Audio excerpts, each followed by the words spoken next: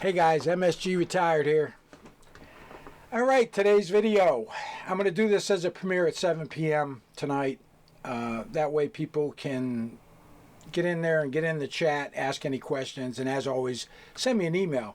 But I've been getting a ton of emails asking my opinion if something fits as a probation violation on Mr. Dewitte. And we all know it's not if, but when that violation happens. I don't think he can help himself.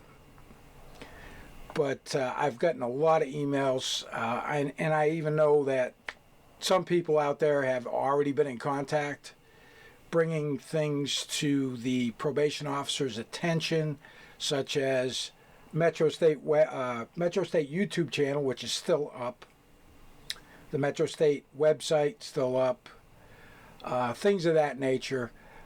There were some claims that, well, he's driving a car. Well, let me explain this. Just because he's got a video, he's standing next to a black Charger, driver's side door open, even if he's sitting in it, there's certain elements to the crime of driving with a suspended license that would have to be met.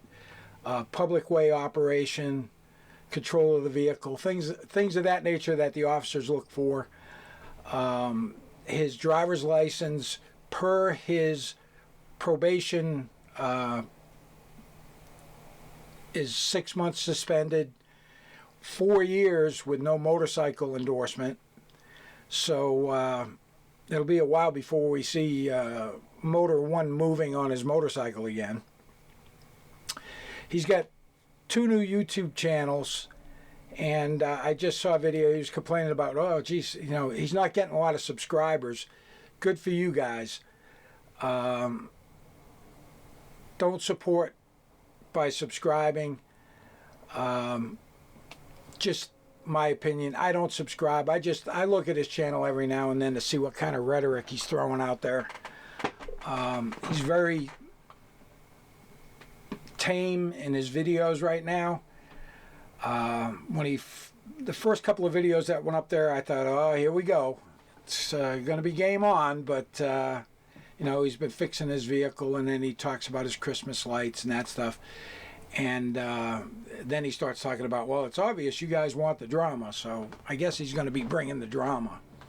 The whole thing with JB, you know who I'm talking about, she was not involved in any of the cases that were listed for his probation.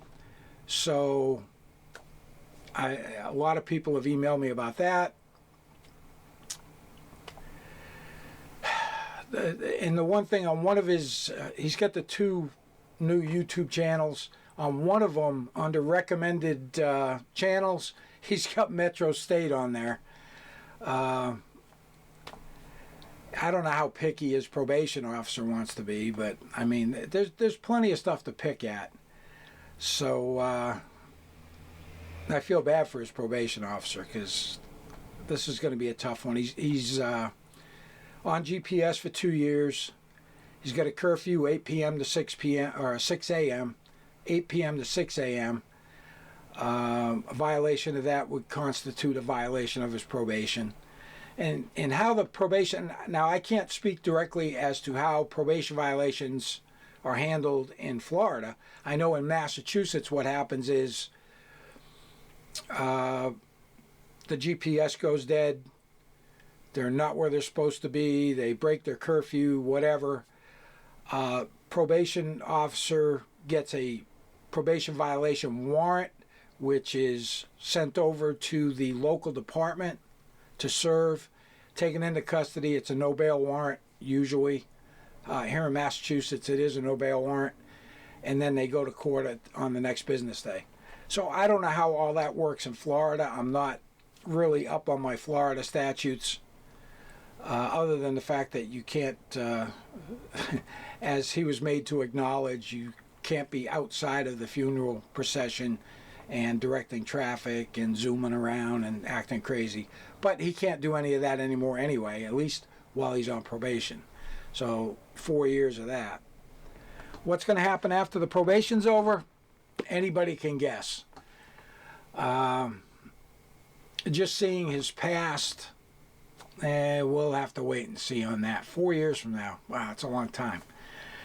I put together some clips, and I want to highlight the military claims he's made, all of which have been debunked numerous times, not only by myself, but by other YouTubers and also Guardians of the Green Beret.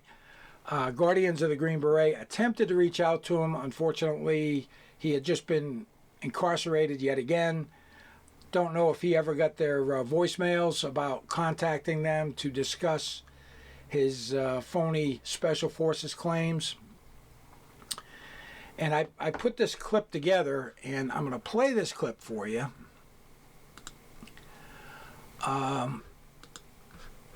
So what I did was I just put the clips together, and I just threw his picture standing here in his phony U.S. Army uniform. And I'm going to pause during these clips, and we'll discuss the sections as they go.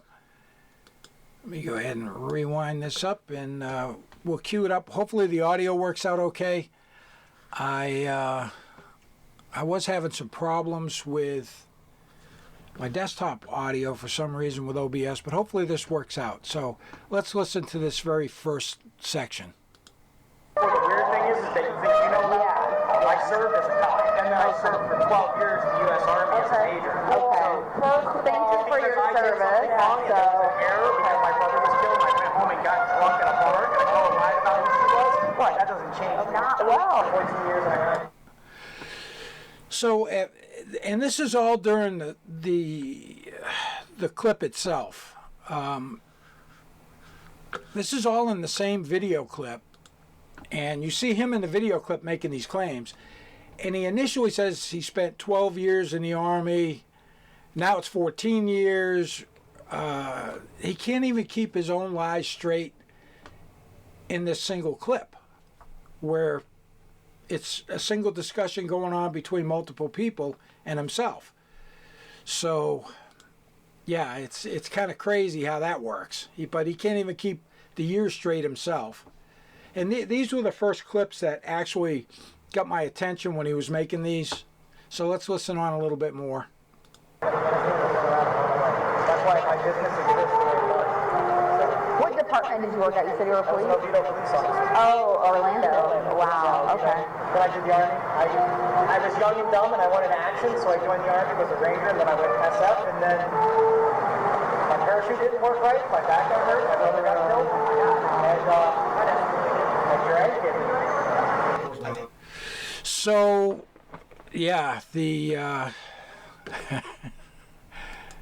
the infamous Fallujah jump, where his parachute didn't work and he hurt his back. And I've got all these clips. I only grabbed a couple of clips, like 3 clips on this one. The next section of it's going to be an interview with a police officer. Wow.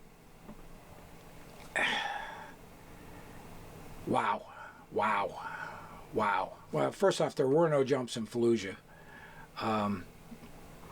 And, you know, the photograph with all the stuff. One thing I did want to mention, 2021, the Stolen Valor Act, there was a bill that was brought up and it was passed that enhances the penalty portion of that to, instead of 1 year in jail, 3 years in jail. And also, just the wearing of certain medals and badges is a violation. It doesn't actually have to be for money, goods, or other tangible items. Just the wear of those, you know, Silver Star, Medal of Honor, those kind of things, combat action badge, combat infantry badge, those items will immediately become a stolen valor violation. Getting somebody to prosecute it, different story. I spoke to a lot of people in Florida way back when, a couple years ago, in regards to this, and there was no definitive investigation done. If he was promoting his business as a veteran-owned business and basing it on his phony military career, to get clients. It would have been a clear and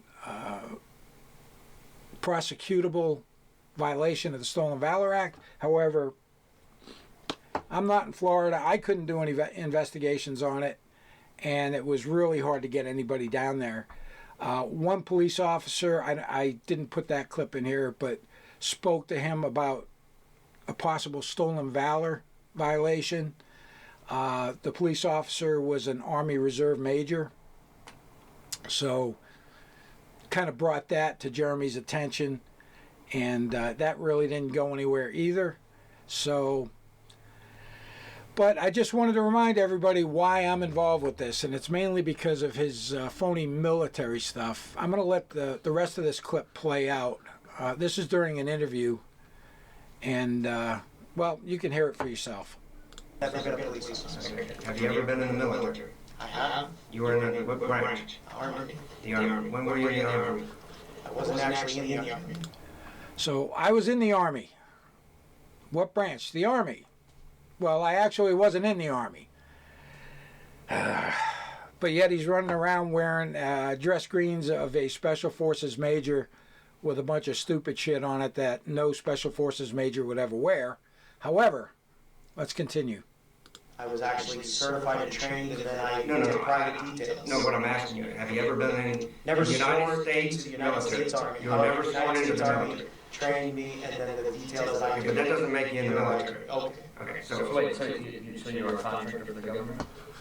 That would be the one way. I was a contractor. All right, now we're going to switch. We're going to switch. And it's like, just because I don't know how he tries to keep it straight in his mind, but you'll see an uncomfortable pause during this interview, and I'm going to let this play out the rest of the way. There's only I don't know, a minute and a half left. I'm retired from the military, so that's why I did intel, so I kind of know about a lot of the top secret clearance stuff. Never had top secret clearance because I was a nobody and I was a felon. Okay. So, But I do know that I did my times, and I did my times overseas, which is where I met my wife in Egypt and things like that nature. you work for the federal government? Never worked for the federal government. Work for the Army? So, in the Army. like, who did you work for then? I worked for private companies that contracted us to do things overseas. Give me the name of the company. I worked for And that awkward pause. Blackwater? no, never. There's Blackwater, there's Black Op. Work for Black Op? No, I never worked for Black Op, never worked for Triple Canopy, never, it was, not Diane Group either, Diane Group, I don't even remember. I went overseas for Egypt, worked over there, worked with them, and With Egypt. that was, Who was the contractor in Egypt? it was, US protection. No, it wasn't, I don't know. What It was did in you do? 2004. What did you do? I just was overseas. So somebody trained you to do something. I was overseas. If you were a nobody, then what did you do? You had clearance, so it's not like you're right to tell me about it. It's okay. Wow. I have forgotten how stupid some of these interviews make him sound. And like I said, I'm not going to let this go. These military claims, while he tells them in these interviews that, he wasn't in the Army, never swore a day to the United States Army. However, in public, he's out there running his suck about, yep, I 14 years, Major, Special Forces, Ranger, 3rd Battalion, blah, blah, blah, blah, blah, Guardians of the Green Beret did a couple of videos on him. They tried to reach out to him. Of course, at that time, he was reincarcerated again and was going through that. Never got back to them. Never in any public video has he ever stated that he was never in the military or confessed that this is all BS. And that's what the veteran community wants. When people do this, a lot of people say, well, why is it a big deal? Well, you know, a lot of veterans that have been there, done that, and had their buddies come back in a box, that's why. Okay, it's taking away from their sacrifice when you say you did something and you didn't. It kind of chapped my ass with the whole airborne thing, jumping into Fallujah, because I'm an old 82nd Airborne guy. I was, let's see, Fort Bragg, January of 83 to October of 87. I could tell you the month and year I was there. You know, I spent quite a bit of time at Bragg. I loved it. I was on airborne status, made a whole bunch of jumps. And,